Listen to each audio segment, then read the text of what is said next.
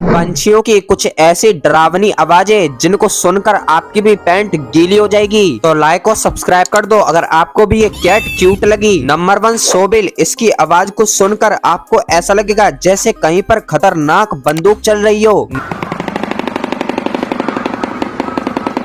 Number 2 बर्नाउल। इसकी आवाज को सुनकर आपके कानों से खून आने लगेगा।